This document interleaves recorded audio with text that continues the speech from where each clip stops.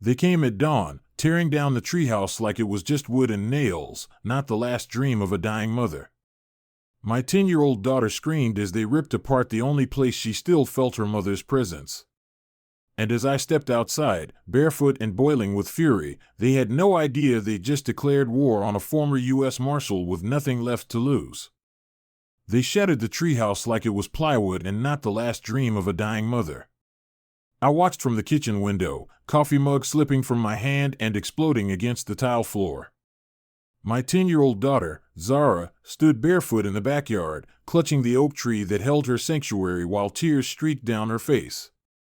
The structure, her refuge, was being torn apart by 3 uniformed enforcers from the HOA, led by Carolyn Pierce, a woman with a manicure like claws and a smile sharp enough to cut glass. She barked orders like a field commander, her voice slicing through the quiet Saturday morning. They couldn't know, that they weren't just knocking down some boards and beams. They were desecrating a sacred space built with sorrow, sweat, and the last ounce of love left in me. 3 months earlier, my wife, Nia, had taken her final breath in a hospital room filled with lavender oil and gospel hymns. Ovarian cancer had devoured her body, but not her spirit. In those final weeks, as the pain grew and her strength waned, she'd drawn the sketches for what would become Zara's treehouse. She called it her castle in the oak tree.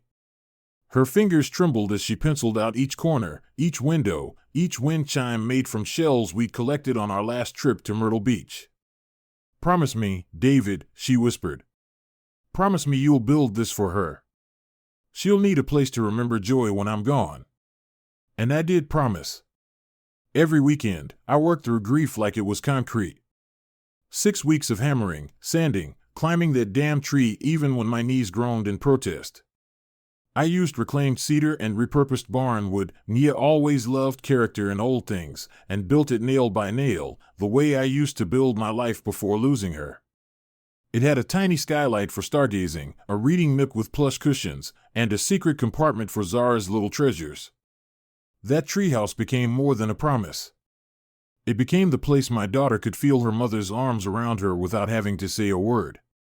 The first time she climbed into it, Zara didn't speak. She just laid down in the reading corner and stared up through the skylight. When I peeked in, she was holding Nia's scarf, wrapped around her shoulders like a cape. She looked at me and whispered, "She's here." That was the first time I cried in front of her. Real tears. The kind that come from somewhere so deep, you forget you're even capable of releasing them. But now, that same treehouse, Nia's final act of love, was being gutted in front of my eyes. Carolyn stood there with her clipboard, flanked by 2 of her loyal dogs, Mitch Rowe, a former Marine turned suburban thug, and Tina Vargas, the HOA's finance chair, who clutched her iPad like it was a holy text. "This structure violates Neighborhood Code 4.8.3, Carolyn declared with smug precision. "Unapproved elevation and improper exterior color palette. You were warned." I stepped onto the porch, barefoot and furious, the cold wood grounding me as rage pounded behind my eyes. Zara turned, her face streaked with tears and snot, and screamed, "Daddy! They're taking Mommy's house." My fists clenched. My jaw locked. And something old and dangerous woke up inside me. Carolyn didn't flinch when I walked across the yard. She probably thought I was just another grieving widower, broken and soft. But I wasn't soft. I was David Monroe. I'd taken down meth labs in Alabama and walked beside diplomats through IED-laced markets in Afghanistan. I had stared down men with bombs strapped to their chests and looked them in the eye. And now I was staring down a woman with a clipboard and no soul. "You've got 10 seconds to get off my property," I said, low and controlled, the way I used to talk when situations were about to spiral. Mitch took a step forward, probably forgetting he was in a neighborhood and not a combat zone. "You threatening us?" he growled. I didn't respond. I didn't have to. My stance said everything. Shoulders squared. Feet planted. I had nothing left to lose, and that makes a man dangerous. Carolyn smirked. "Noncompliance will be documented and penalized. You've already incurred a $5,000 fine." Expect further legal action. I laughed. Not because it was funny, but because it was so damn pathetic. They thought this was about fines and paint colors. They had no idea they just declared war on a father keeping his wife's memory alive for the daughter who still talked to the sky. They left eventually, retreating like cowards do when they realize the ground under them is not as firm as they assumed. But they left damage in their wake. The rope ladder torn. The wind chimes broken. Zara's sketchbook ripped from the reading nook and trampled. She sat under the tree for hours, silent and still, hugging her stuffed rabbit like it was oxygen. When I brought her water, she looked at me with eyes too old for 10. "Why do they hate us, Daddy?" she asked. And I didn't have an answer that would make sense to a child. So I said the only truth I could offer. Some people just don't know what love looks like. And that scares them. That night, after I tucked her into bed and listened to Nia's recorded lullaby echo through the baby monitor, I sat at the kitchen table and stared at the $5,000 fine. It wasn't even the money. It was the precision. Too specific to be random. I opened my laptop and started digging: HOA bylaws, meeting minutes, budget records. What I found chilled me. Every fine was different: $4, $250 here, $3,600 there, but always matching gaps in monthly reports. Always targeting families with children. Always coinciding with a board vote or a project delay. And Carolyn's name? It was on every committee. Every vote. Every audit. The next day, I visited Bill Hargrove, the owner of the local hardware store. He donated the paint when I first built the treehouse. Lost his wife a few years back. "You think that witch is stealing from folks?" he asked after I told him about the fine. "Worse," I replied. "I think she's preying on grief." Later that week, Tina Vargas showed up on my doorstep, her fingers twitching, eyes darting over her shoulder like a woman waiting to be followed. "I shouldn't be here," she said. "But I saw your little girl. I heard what Carolyn said about her." Her voice cracked. "My daughter would have been 11 this year." From her bag, she pulled out a USB drive. "This has everything. The real books. The bribes. The consulting fees. She's been cooking the numbers for years." I reached out and took it, careful not to say thank you too quickly. Fear still radiated off her. "Why now?" I asked. Tina looked down, her voice a whisper. "Because she called your daughter a charity case. And I won't be part of this anymore." That night, I watched Zara sleep, her face finally peaceful, unaware of the war I was about to start for her. I opened the USB. And what I found confirmed my worst fears: embezzlement, election rigging, phantom vendors. Carolyn was running our neighborhood like a mob boss in pearls. I felt the fire in my chest turn into something sharper. A mission. And for the first time since Nia died, I felt focused. Carolyn Pierce thought she understood power. But she'd never faced someone like me, a father with nothing left to lose, and everything left to protect. And I'd protect it the only way I knew how, with training, patience, and precision. Because they weren't just coming for a treehouse. They were coming for my daughter's heart. And I'd be damned if I let them touch it again. The USB drive glowed faintly in the port of my laptop, the only light in the living room aside from the soft flicker of the baby monitor showing Zara asleep in her bed. Her chest rose and fell slowly, arms curled around Nia's old scarf, the one she refused to part with. Upstairs, the treehouse was dark now, its shattered wind chimes silent in the breeze. But inside my screen, the storm had already begun. Spreadsheet after spreadsheet, invoice after invoice, none of them added up. HOA fines issued in oddly specific amounts: $3,780 here, $4,925 there. Always following a pattern. Always matching the same kinds of gaps in financial reports. And always targeting families with children. It was more than negligence. It was deliberate, orchestrated, and weaponized. Carolyn Pierce wasn't just a tyrant with a taste for control, she was running a criminal operation, and this neighborhood was her kingdom. I stared at one particular file, a payment from the HOA maintenance fund to a shell company called Blue Horizon Consulting, and something clicked. The signature on the approval line, C. Pierce. That's when I knew I couldn't do this alone. The next morning, I drove across town to a small security firm on the second floor of a strip mall, the kind of place you'd never glance at twice if you didn't know what it was. Inside, behind an unmarked door, sat Eli Johnson, my old partner from the marshal's office, now a private security consultant with enough surveillance gear to rival the Pentagon. He took one look at me and raised an eyebrow. "You finally ready to take that HOA of yours to war?" he said, sliding a mug of black coffee across the table. "It's already started," I said. "I just need someone who knows how to gather intel without being seen." We spent the next 4 hours planning. We mapped out sight lines across my property, determined blind spots, identified likely surveillance targets. By sundown, we'd installed 4 microcameras hidden inside bird feeders, porch lanterns, and even one tucked beneath a loose panel on the treehouse floor. I didn't tell Zara about the new security upgrades. I just told her we were making Mommy's castle stronger. She smiled and nodded like she understood more than she was letting on.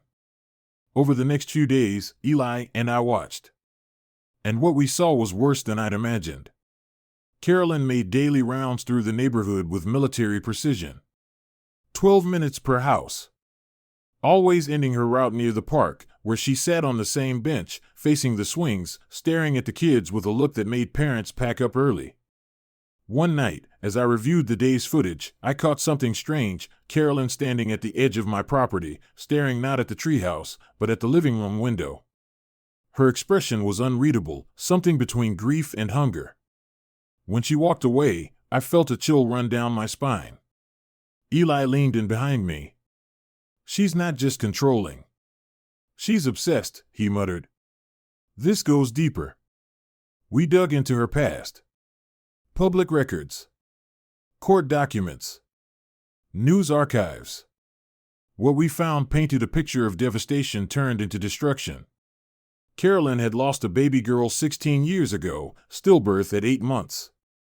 Her husband divorced her 3 months later. In the years that followed, she'd been disbarred after embezzling funds from a client trust, money she'd funneled into failed fertility treatments. Every job she held afterward ended in disciplinary action. And 5 years ago, she moved into this neighborhood and reinvented herself. Within 6 months, she'd taken over the HOA board. I stared at a copy of her bar license revocation, the words ethical misconduct highlighted in bold. This wasn't about paint colors or treehouse permits. Carolyn was punishing the world for what it took from her. The pressure ramped up quickly. One afternoon, I received an anonymous tip from a neighbor. CPS had visited their house after Carolyn claimed their son had been left unattended in their backyard for hours. Another neighbor's dog disappeared after she questioned an HOA citation. I wasn't surprised when I got a knock on my door that evening. 2 officers stood on my porch. "We've received a report," one began, "that you may be harboring unapproved structures on your property in violation of local ordinances. Also, a concern about possible emotional instability." I invited them in, showed them the treehouse, the permits, the paint codes, everything was in order. But it didn't matter. They logged the visit. Wrote a report. And as they left, I saw Mitch Rowe watching from the sidewalk, arms crossed, mouth curved into a satisfied smirk. Later that night, I opened the garage to check the motion sensors. That's when I saw the lock had been tampered with. I checked the footage. At 2:14 a.m., someone tried to open the side door. They failed. But the message was clear. They were escalating. I checked the memory box hidden beneath the floorboards in the treehouse. Nia's recordings were still there. Her wedding ring. Her letters to Zara. The irreplaceable echoes of a mother who had prepared to guide her daughter through birthdays and heartbreaks from beyond the grave. If they had taken that, if they had touched that, I don't know what I would have done. 2 days later, they crossed the line. I was working in the kitchen when I heard Zara scream from the backyard. I bolted outside to find Mitch standing near the treehouse, crowbar in hand. Zara had wrapped herself around the tree trunk, shielding it with her body. "She's trespassing," he muttered when I confronted him. "This is HOA property now." I stared him down and spoke with the calm of a man holding back a hurricane. "If you touch that treehouse again, you're going to find out just how much authority I still remember from my service days." Mitch backed off. But that night, I was arrested. Carolyn had filed a police report alleging that I threatened HOA members and brandished a weapon. It was a lie, of course. But she had Tina and Mitch as witnesses. The officers looked uneasy as they cuffed me. "Just procedure," one said quietly. "We'll sort this out." As I was let out, Zara stood at the top of the stairs, her stuffed rabbit in one hand, tears running silently down her cheeks. "Daddy," she whispered. "Are they taking you away?" I couldn't even answer. 3 hours later, I was released. My lawyer, a no-nonsense woman named Denise Barnes, met me at the station. "We'll fight this," she said. "But we need more. Solid proof.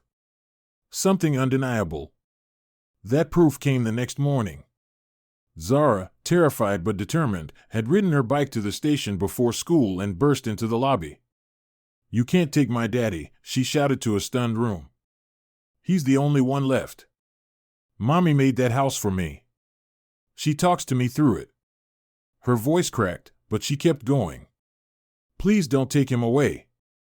The desk sergeant, a man who looked like he'd seen too much in his time, stood up, nodded slowly, and walked away without a word. Word spread fast. That afternoon, Tina returned. She stood on my porch, pale and shaking, a second USB drive clutched in her hand. "This has the rest," she whispered. "The vote tampering. The bribes. Plans to sell the playground to a private developer. She's working with Councilman Bradley Knox. They want to clear this place out, redevelop it. Carolyn gets a penthouse. He gets a re-election fund." I took the drive, staring at her. "Why now?" I asked. She glanced over her shoulder. "Because she said your daughter was a stain on the neighborhood. And because I lost mine. I can't watch this happen again." That evening, Mitch showed up. He looked different, shoulders slumped, hands stuffed in his pockets. "My son got jumped at school," he muttered. Called him the HOA bully's kid. Said their parents didn't want him at the birthday party. He looked up at me, eyes bloodshot. "I didn't sign up to hurt kids. I just wanted a paycheck." I said nothing. He nodded toward the treehouse. "That woman's lost it. She's trying to break people. But she's not going to break me." For the first time, I believed him. Inside, I watched Zara sleep. Her breathing steady. Her arms wrapped around Nia's old scarf. I sat beside her bed and whispered, "We're going to fix this, baby. I promise." Then I went back downstairs, plugged in the second USB, and opened a folder labeled Project Sunrise. It was the final puzzle piece. A blueprint for destruction. But it would be the beginning of their end. The shadows had played long enough. It was time to step into the light. The real war had just begun. The folder labeled Project Sunrise sat open on my screen, its contents both infuriating and clarifying. Contracts. Backroom deals. Zoning applications with Councilman Bradley Knox's signature. Plans to raise our neighborhood park and community garden. A luxury high-rise development blueprint stamped with projected profits in the tens of millions. And in the margin, a handwritten note from Carolyn Pierce, "Clear out resistance by Q3. That night, I didn't sleep. While Zara lay curled up in her bed beneath a blanket her mother once crocheted, I mapped every dollar, every manipulated vote, every family forced to sell and leave. Eli and I had enough now to crush Carolyn's empire from the inside out, but taking her down wasn't going to be enough. We needed to restore the community she'd fractured. And for that, we needed everyone. I called for an emergency HOA meeting, open to all homeowners, per the bylaws she'd conveniently bent but never formally changed. Flyers went out. Word spread like fire. By 6 p.m. the night of the meeting, cars were parked on both sides of every street. Some folks brought folding chairs. Others stood shoulder to shoulder. The air buzzed with a quiet electricity, like the few seconds before a thunderstorm breaks. Carolyn sat at the front of the room beside Mitch and Tina, flanked by her loyalists, though their number had dwindled. Her smile was tight, her posture stiff. She wore a pearl necklace like armor. Councilman Knox arrived late, his designer suit sharp enough to slice through air. He smirked at the crowd like a man used to buying silence. I took the floor, flanked by Eli and Denise, my attorney. I didn't raise my voice. I didn't need to. "My name is David Monroe," I said calmly. "Some of you know me. Most of you have probably heard about the treehouse." A few nods, some murmurs. What you may not know is what that treehouse represents. My late wife designed it before she passed. I built it for my daughter. And someone tried to take it from us, not because of codes or permits, but because of power. And money. I clicked the remote, and the projector behind me lit up. Slide after slide showed the paper trail, Carolyn's signature on checks to shell companies, Knox's zoning memos, HOA fines that matched unexplained expenses. Faces in the crowd turned from curious to outraged. Then came the audio. Eli had stitched together several surveillance clips, Carolyn and Knox discussing removal strategies, targeting families, inflating violations, even referencing their goal of flipping the demographic of Maplewood Gardens. "They're too sentimental," Carolyn's voice said over the speakers. "Kids. Parks. Memorials. Get rid of it all. Start clean." The room exploded. Shouts. Gasps. A woman near the back sobbed openly. A man stood and threw his HOA violation letter to the floor. Carolyn tried to stand, but Denise was faster. "Miss Pierce, we have filed formal charges with the city, the IRS, and the FBI. You may want to remain seated." That's when the agents walked in. Two of them, calm and silent, approached Councilman Knox first. "Bradley Knox, you're under arrest for conspiracy to commit fraud, bribery of a public official, and obstruction of justice." He went pale. His smirk vanished. Carolyn started to rise, pointing at me with a trembling hand. "This is a setup. This man, he's dangerous. He threatened me, but her voice cracked under its own weight. The agents turned to her. "Carolyn Pierce, you're under arrest for embezzlement, fraud, and conspiracy to commit real estate fraud." As they led her out, something broke. She stopped resisting. Her head dropped. "My baby died," she whispered. "And none of you even knew her name."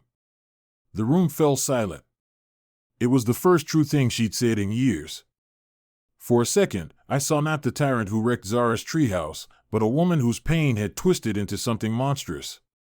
But then I looked at my daughter standing in the aisle beside me, her small hand in mine, and remembered what Carolyn had tried to do to her, to us, to this whole neighborhood.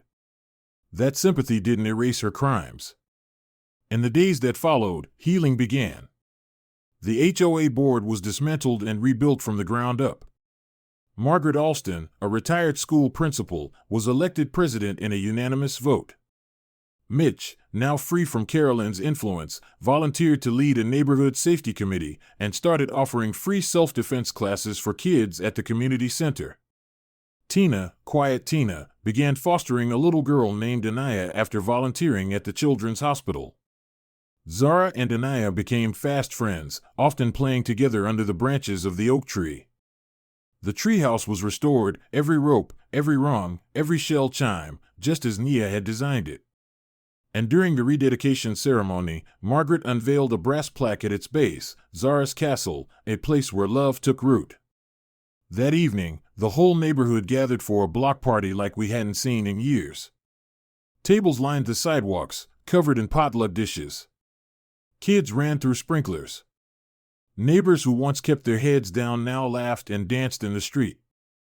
I stood beside the treehouse, watching Zara help Anaya hang a string of lanterns across the porch rail. Her laughter, free and unburdened, rose above the music like a melody I hadn't heard in so long. It felt brand new.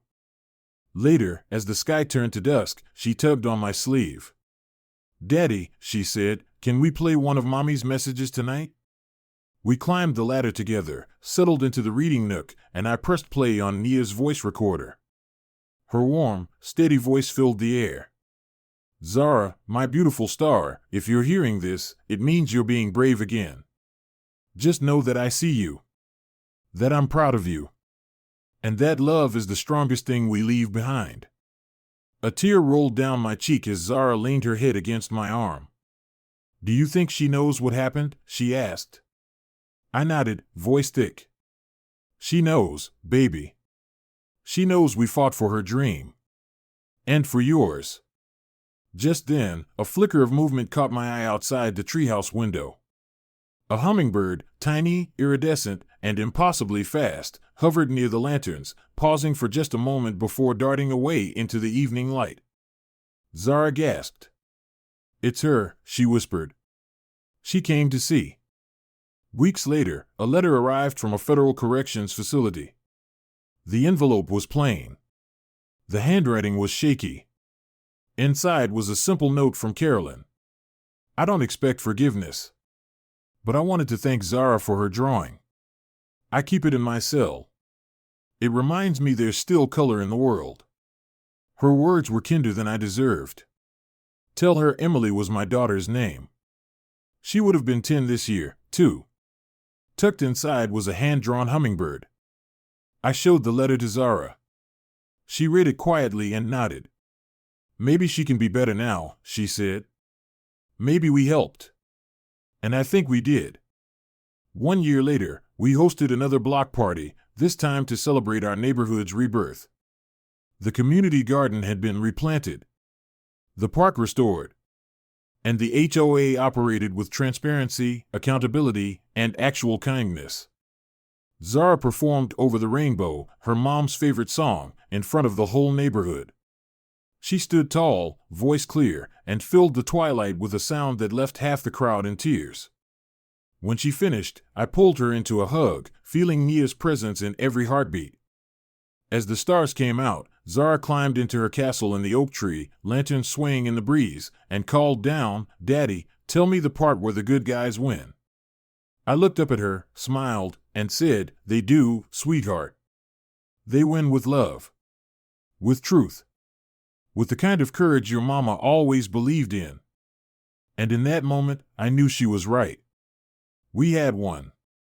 Not with weapons or threats, but with light, with neighbors who stood together, and with a treehouse that proved sometimes the smallest castles are the strongest fortresses.